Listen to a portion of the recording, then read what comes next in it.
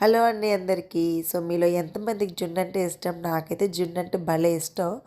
అయితే రీసెంట్ టైమ్స్‌లో జున్ను తిని చాలా రోజులు అయిపోయింది. అండ్ సిటీలో జున్ను పాలు దొరకడం కూడా చాలా కష్టమే. సో, రీసెంట్‌గా డీమార్ట్‌కి వెళ్ళేటప్పుడు ఈ జున్ను పౌడర్ అయితే కనిపించింది, తీసుకున్నాను. సో, దానిపై వెనకాల ప్రాసెస్ అంతా రాసే ఉంటుంది. 1/2 లీటర్ ఆఫ్ ఫుల్ ఫ్యాట్ మిల్క్‌నే తీసుకోండి.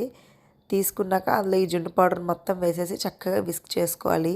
ఫుల్ ఫ్యాట్ మిల్క్ ఎందుకంటే కొంచెం థిక్‌గా వస్తుందనమాట. అది నార్మల్ జున్ను పాలకైనా ఫుల్ ఫ్యాట్ మిల్క్ కలుపుకుంటే గడ్డలా వస్తుంది.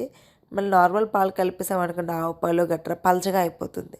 చక్కగా ఉండలు లేకుండా మిక్స్ చేసుకోవాలి. మీ స్వీట్‌కి సరిపడంత షుగర్ లేదా బెల్లం వేసుకోండి. నేనైతే షుగర్ పౌడర్ వేసుకున్నాను. చక్కగా కరిగినంత వరకు అయితే కలుపుకోవాలి.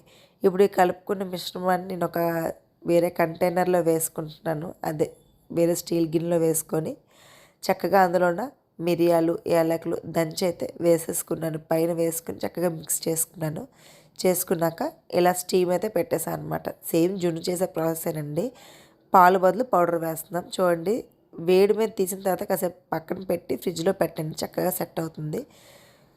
ఇలా చూడండి, గడ్డలా వచ్చిందనమాట. టేస్ట్ అయితే సేమ్ జున్నులాగే ఉందండి. నాకైతే బాగా నచ్చింది. జున్ను పాలకి రెప్లికా అనమాట. సో, బాగుంది.